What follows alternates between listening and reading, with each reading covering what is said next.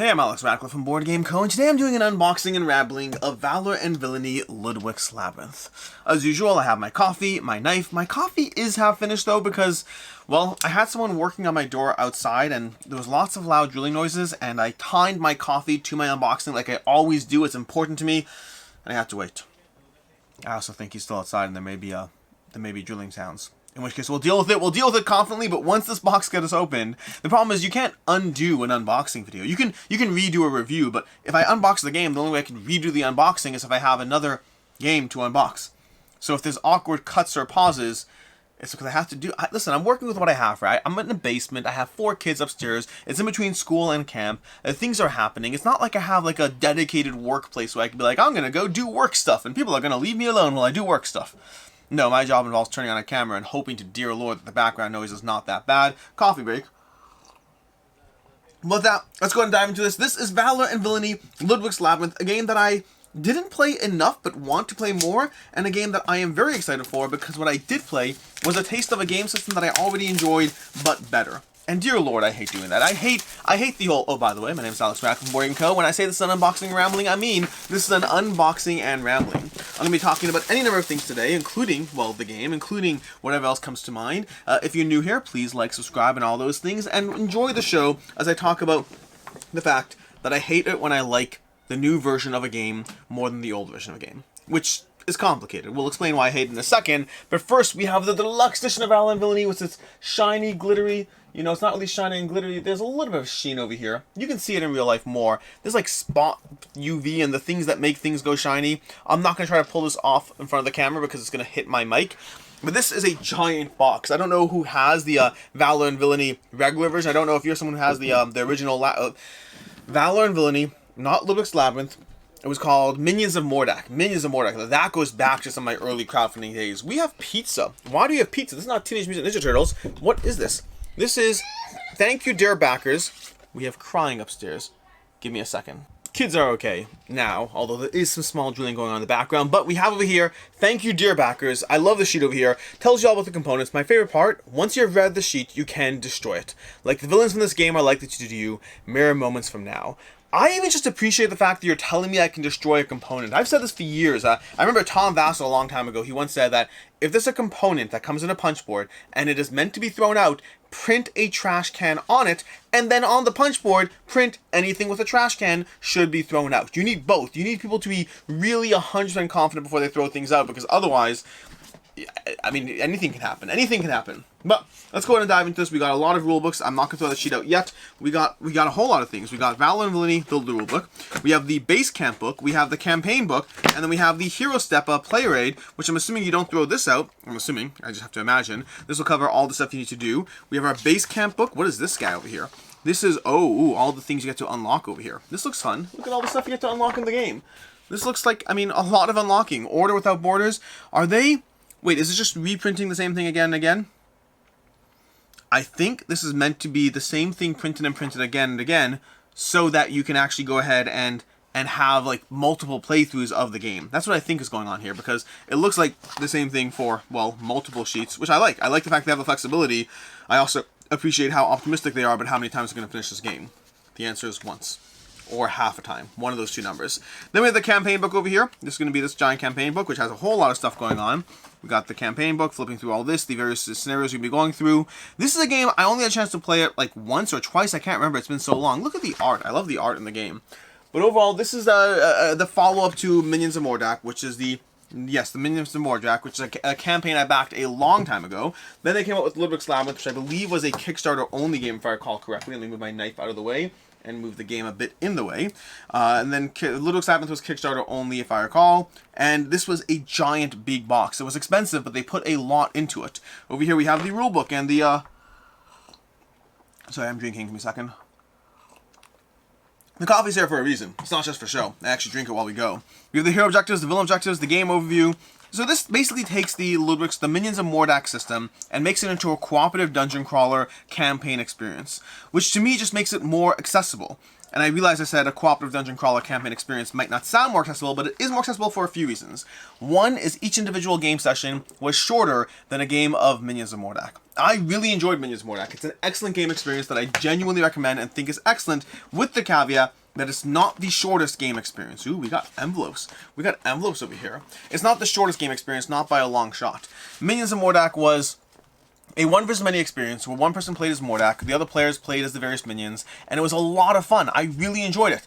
It also tended to be like a 3-hour game for a game that felt like it should have been a 2-hour game. If I recall correctly, I gave it a 4 to 5. And it's one of those that I'm fine with that rating. Like, I'd feel bad going lower. Rating games are always complicated, and it does feed into the whole why I hate it when I like a new version of a game better. But I would feel uncomfortable giving Minions of Mordak a 3.5 out of 5 or anything lower than that. I really enjoyed the game. It's a lot of fun. It just takes a long time to play. If it took a shorter time to play, I'd be playing it even more. In fact, Wonderland's War, also from Skybound Games, Wonderland's War has the same problem, really, which is it's also a game that I really, really enjoy, but is longer than what I would like for the experience it gives me. I kind of want to tighten up how fast it plays, but that one I really, really like Wonderland's War. Also a 4 to 5, also the same concerns, but I will say Minions of Mordak did eventually leave, versus Wonderland's War still here. Now over here we do have envelopes. I'm not going to go through these too much because I don't want to mess things up. Do not open until the campaign book instructs you to do so. Keep this envelope after opening, as it can later be used to reset your campaign, which is good because this is like a resettable campaign, and they gave us all those charts that kind of illustrate that they think I'm going to play this more than once, which maybe I will. It is possible. It's just very rare. It's very rare for me to take a campaign game and dive into it more than once. It can happen, but it certainly is on the rarer side as far as things go. Nothing against, nothing against campaign games. There's so many games to play, both games that are single-shot games that I love, campaign games that I love, new campaign games that I love, new campaigns games that I hope to love, campaign games that are a waste of time. There's a lot to play through. That's the drill. Then over here, we got this giant box over here. What is this? Ooh, that's the card tray. Okay, so there's a lot of stuff going on over here as far as how to organize and get access to all this. Let's go ahead and show it to you on the top camera. Ignore the drill in the background. We got this over here. This is going to pop out and go on top of our giant tray. I'm hopefully going to remember this, and if not, I have the unboxing video to try to remember for me. We have this over here, which is definitely going to come out, and then this over here. So let's go and see what we have. We have these player trays, we have bags, we have dice and trays and standees, and what are these? These are like bases for various things. And this is what the insert looks like over here. And I'm guessing, one second.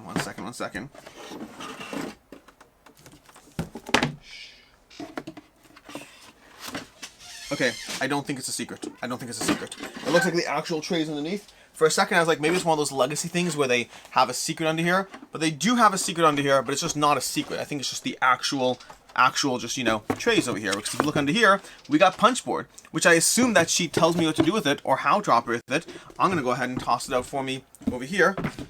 There we go. Punchboard is now out and ready to go. Lots of things to organize as far as this. I'm going to lose track of everything. What is this? This is, what's on the side of the box here? We got Valor Villainy Antagonist Arsenal. Do I have this in here? I hope I have this in here. Is this all in one box? I don't know. Okay, we got Valor Villainy Antagonist Arsenal. So an expansion which adds 5 new one versus many villains and 1 co-op villain to any of your Valor Villainy games. Please tell me I have this. Is it all put together in a single deluxe experience? Because I want to make sure I have this, and I don't think that I do. Crud. I want the expansion. I haven't even played the game yet. I want the expansion. This is not good. This is not good at all. Let's go ahead and go into this. This basically over here, let's go ahead and show you this on the side. This is the Antagonist Arsenal, which looks like a separate expansion that I thought was included, but is apparently not, and I'm going to have to go ahead and track that down because I thought I backed this all in. Either way, let's go ahead and dive into this one. So, we got miniatures. Miniatures I like to do last because they're the coolest and it keeps people invested. We got tokens and things. We got all kinds of fun stuff. But before we dive, let's dive into this and then we'll do miniatures after.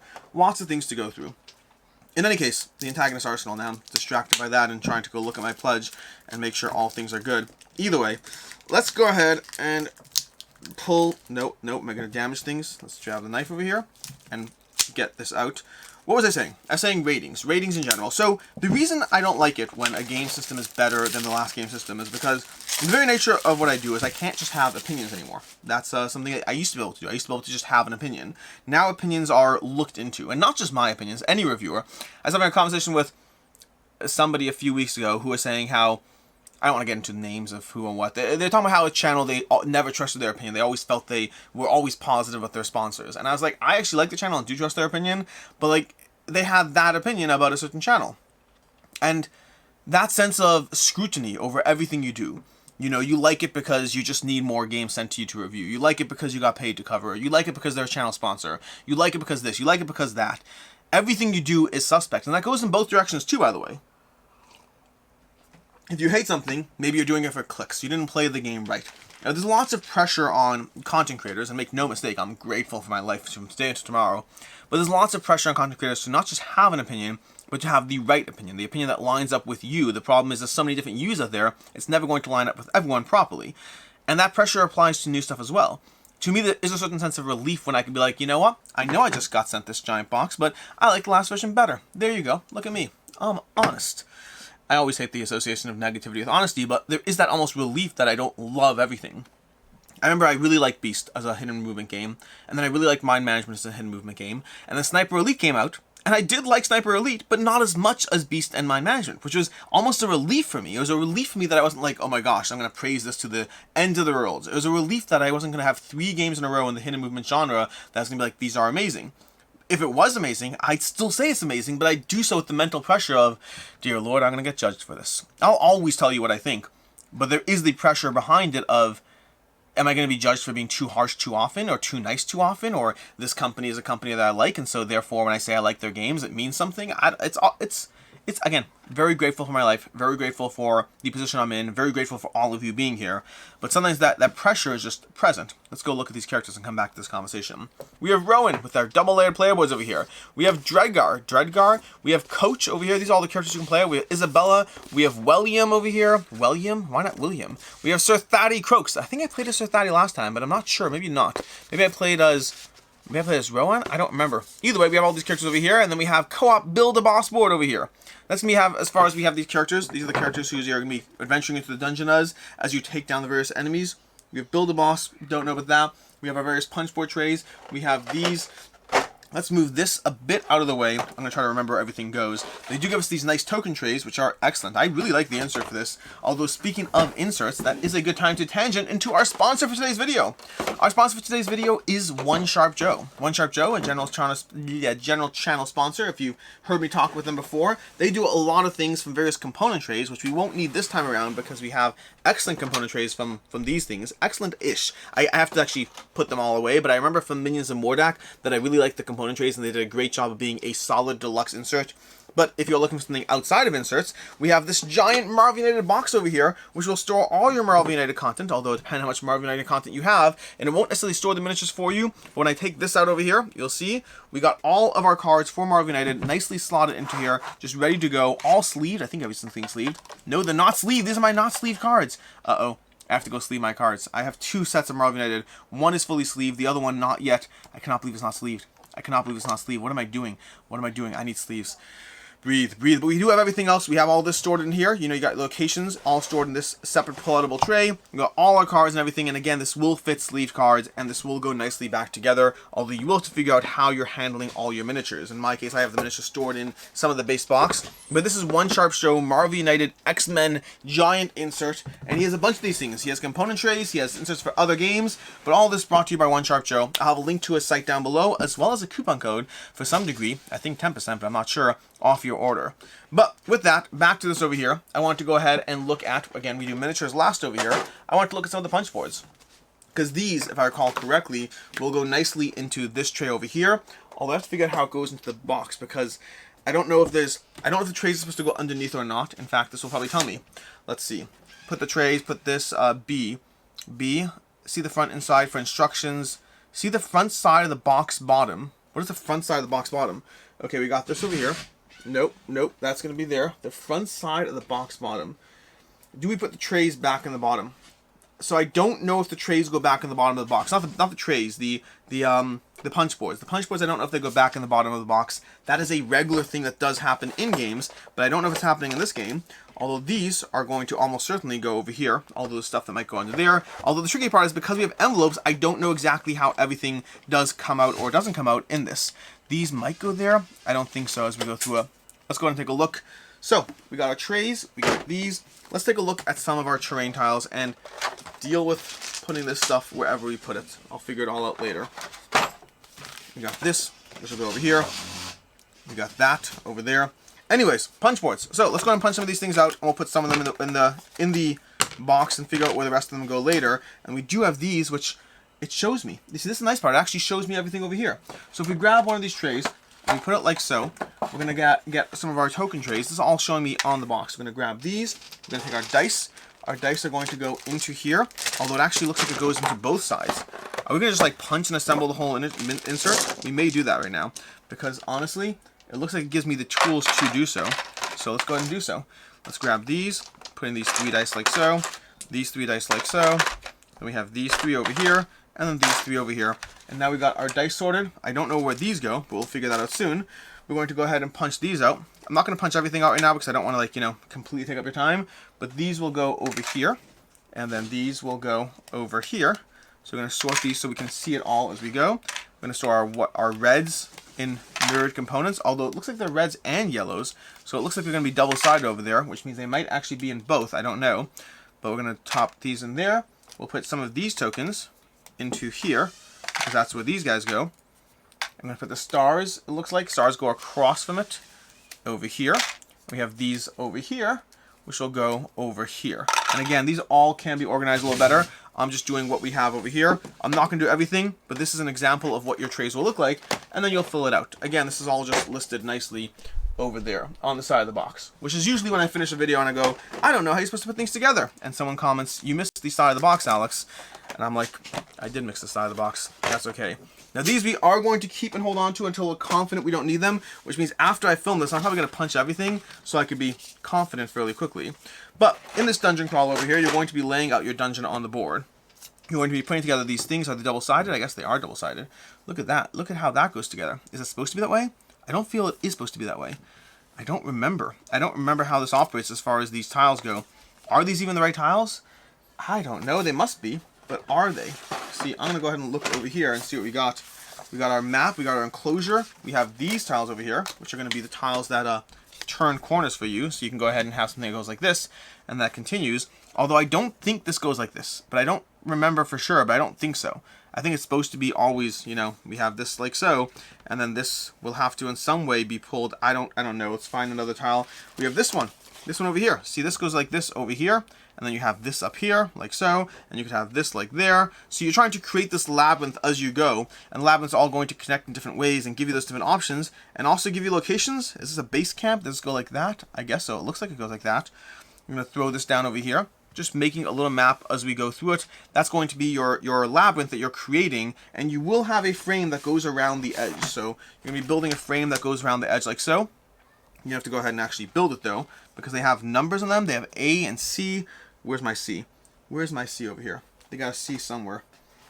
D and C, and here we go. Here's C, this place over here. You're going to put that down over there, and you'll see tiles will connect. I actually think this is supposed to be more like this, if I'm not mistaken.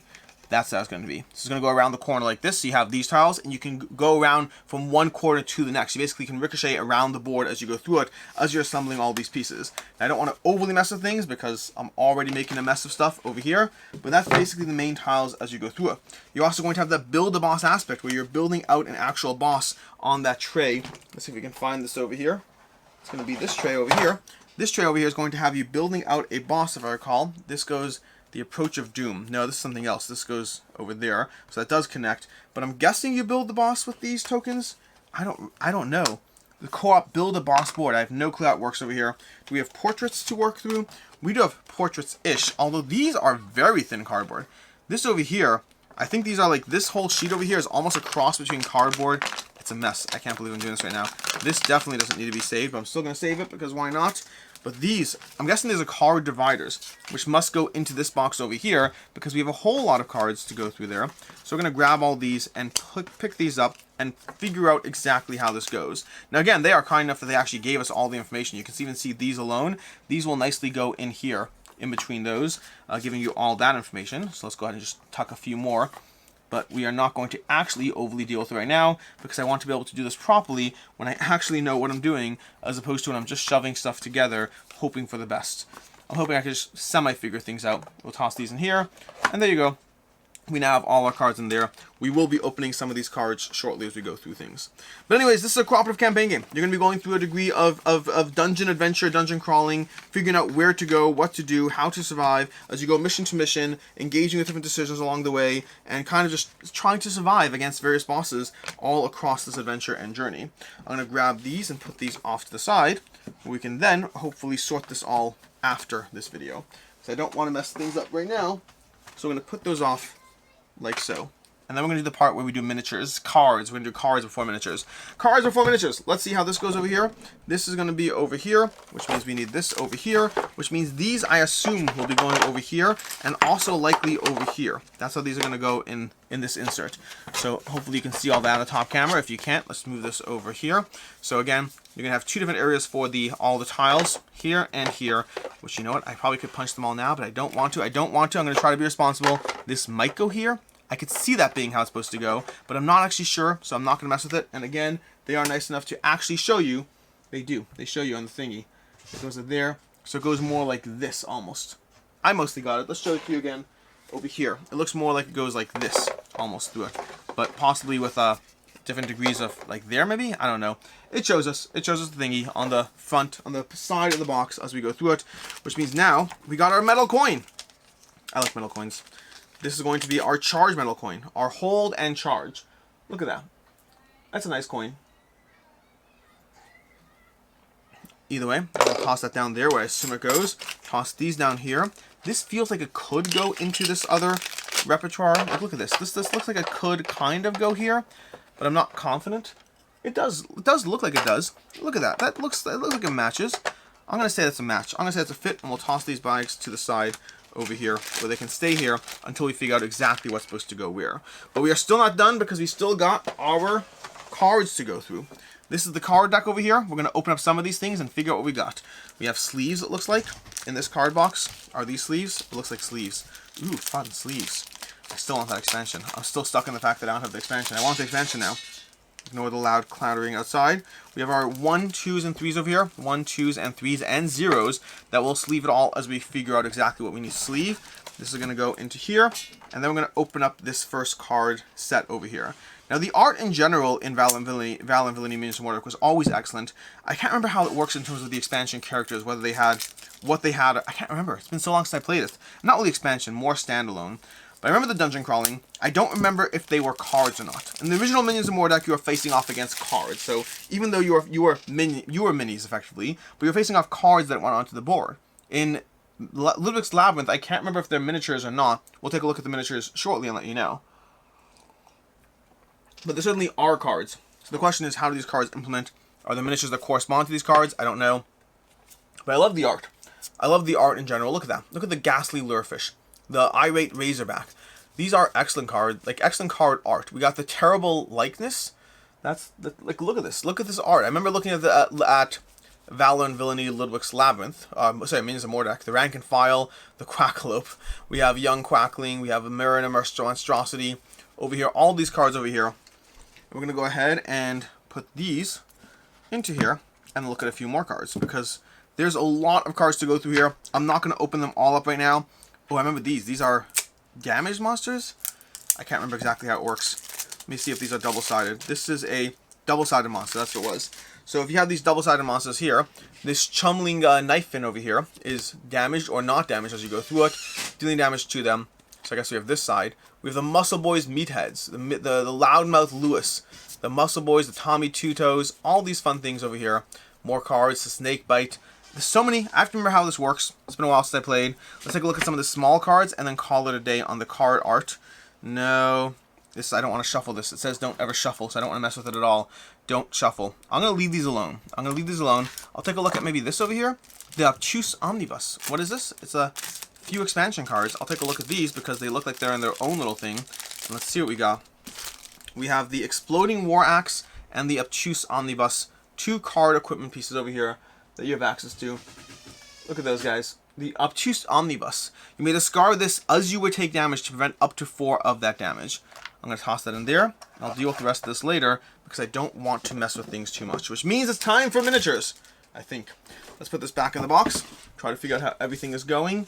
So we're going to take this guy and put it back in the box for now. Hopefully, assuming we don't need to put all these stuff underneath it. And if we do, we'll deal. We'll deal if we do. We'll deal. We're going to take this and put this off to the side because it's going to go on top of all our punch boards that we're dealing with separately, as well as our thank you dear backers will also go off to the side because we'll deal with that separately. A whole lot of stuff is going to have to be... I'm already forgetting how this all goes in. It goes in like this. Okay, we got it like this. So we're putting this there, that there. This is going to go on top of the trays. So we first need to put our miniatures tray, which means it's time to look at miniatures. Okay. Lludwik's Labyrinth, Valor and Villainy. There are some solid miniatures here. Let's take a look. Let's move my knife out of the way. And let's see what we got. Modifications. Oh, that's right. I forgot about that. So, we're going to show you all the miniatures, because they're great miniatures. Great quality miniatures over here. We got this guy over here. I can't remember if these correspond to various miniatures or not. Like, I mean, if they correspond to cards or not. They have it. Something goes over there as far as that goes. And that's not true. Oh, it is true for all. We can put dice into the base of these characters. Look at this. Look at this guy over here. Then we got this one over here and this one over here. Ooh, I love the Mimic. The Mimic is excellent. I mean, this painted Mimic would be incredible as far as sculpts go. This is nice. But what's really nice is this over here. This over here is a really solid Mimic as far as just the character. Look at that guy. He's jumping off the ground. He's got legs made out of coins. Got a mouth to bite you, all that stuff. We have some of these characters over here. We got a little miniature Mordak, or no, that one's going to be Lludwik. That's Lludwik. This is like Lludwik in training. Maybe it actually is Lludwik in training. I don't know. I don't know if there's two phases to Lludwik or not. But we also have this giant slime. There's not a ton of miniatures over here, but this is definitely a quality over quantity situation, because what they do have is very well done. I assume they have heroes too. I assume these are the heroes. The top row looks like the heroes. That's the frog, the snail riding frog. We have this guy over here. Overall solid. And then we have this one, which looks like she got a pet. She got a pet. It's one of those little miniature people. Is she a hero? I don't think so. Maybe. I'll take a look. But we have this top row over here, our heroes. Before we get into the bosses, I assume there's minions, bosses. I don't really know. Again, it's been a while since I played. I think there are cards on the board. I think so. But we got these guys over here. As far as some characters that you're playing as. These are going to be you guys. Hopefully you'll have bases or whatnot. We have these guys, some more bosses, no more characters that you're playing as. I still want that expansion. I'm stuck on the expansion. I'm sorry. I am. I kind of want the expansion. I'll have to figure that out. Anyways, we have this over here. I don't need the expansion either, by the way. There's no way on earth that I need the expansion. Like, will I ever actually play with this game enough to get the expansion? We're not done yet, by the way. But will I play with enough to need the expansion? No. Do I want it? Yes. It's a constant chase, and then things come, and then they go, and then sometimes I actually am happy I have it all because I love the game so much I actually play it all. Other times I just get rid of it and say, you know what, I want to play it all. I like games. I like games a lot. It's just time management. It's time management is a big part of it, and understanding where you actually have enough time to do it all. Because I like everything. I like conventions. I like playing games with my kids. I like finding new games. I like playing old games. I like filming videos. I like reading books. I like painting miniatures. I like playing video games, although that really gets pushed to the bottom of the pile. There's so many things that I like, and I just need time to do it all. And I'm constantly doing things that are enjoyable and are fun, and I'm very grateful to be in a position. Look at this guy. Look at this guy. I'm very grateful to be in a position where a lot of the things I do are fun and work. I mean, even this, what I'm doing right now, this is something that is enjoyable for me, but it's also work. It's also something that becomes a video and then goes up on the channel and, you know, gets a few views and throws in a few subscribers, and, you know, between Patreon and AdSense and all these things, like, I'm able to actually do what I love, and it's a combination of work and fun, which I'm incredibly grateful for. I still want to play more games, though. Even right now, as we speak, when I'm done with this, I believe I'm currently in the middle of 9 games on BGA, Board Game Arena. 9 is not my maximum. My maximum, I think, I've ever had was 25 games at once. That was a lot. But I like games. I like games a lot. And they require time, effort, and energy. What's this guy? Where does this guy go? Look at this guy. This guy's just kind of sitting here. I don't know if he's his own little dude. Because separately we have this guy over here, which if he looks incomplete, it's because he is incomplete. Because we're going to grab like a gun over here. I'm going to take it. I'm going to take this gun and put it into here. I guess I'm assuming it goes in here. Look at that. He's got a gun on. He's got a gun on. I'm going to take another little weapon and shove this on his other claw, and he's a modular enemy. Look at him. Claw gun. Claw gun Mordak. Does he have more things to punch on? No, it looks like he just has weapons over here. So now I need more weapons because I kind of want to put more weapons in. Also, I found the place for the red dice. The red dice are going to go over here, I'm assuming. I'm just assuming based on how this is. I'm going to put that back over here. And I call him Mordak. I meant Lludwik's Labyrinth. That's what I meant. Totally meant Lludwik's Labyrinth. I'm going to push this down over here and put this back on into here. I'm going to throw this in here-ish. Somewhere does it have to go on a certain way? I don't know. I actually remember that about Minions of Mordak, if I recall correctly, had a kind of... You have to put it on in a specific angle or it wouldn't really go on. This one looks like it does work in any angle, at least so far. Although that's a little top heavy over there. And then you have all these over here. And then these over here. And then, of course, the giant box on top of it all to close up this whole thing. That's Lludwik's Labyrinth. So, why is this better? I didn't really cover that. This isn't a review. I never actually did a review on this one. I did a first impressions. And my first impressions is... This is still first impressions. The reason this is better to begin with is because... First of all, it plays solo.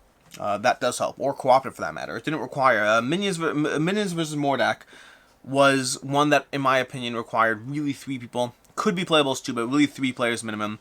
And it was a longer game. This is much more accessible as far as the individual length you have per scenario. It comes closer to, you know, anywhere between 45 minutes to 90 minutes for a scenario, compared to like the 3 hours it would take for Minions of Mordak. So it's a cooperative system, which I prefer. I think if I recall correctly, you can play this 1 versus many as well. But yeah, I think that it took a good game, kept the same systems at play, gave you campaign and progression, which makes it more accessible not because of the campaign and progression, but just because of the length per episode. And just, it made it a game that was more likely to get tabled. Even just the ability to solo it alone really drastically helps. Or play with my kids. I mentioned playing as my kids. I can play this with my kids because it's solo. We'll work together. I'll let them run off into the dungeon and do bad things. Versus playing it head-to-head wouldn't work with my kids, not for this style of game. So, it's the same game system. Just made in a way that I'm more likely to table it. Which makes it better because of that. But if you are someone who likes 3-hour-long games, I would definitely recommend Minions vs. Mordak, because Minions of Mordak? Minions of Mordak? Am I saying Minions vs. Mordak and it's Minions of Mordak? Minions and Mordak? I don't remember. Valor and Villainy. That's the game. Valor and Villainy. This particular one is Lludwik's Labyrinth. I'm going to dive into this one. Don't know exactly when, but the rulebook's not that long, and I basically remember the main notes of how to play it, so it shouldn't be that hard to dive into. The only question, as usual, is the when. So until next time, I'm Alex Radcliffe from Board Game Co. Hope you enjoyed this video, and as always, I hope you have a good one.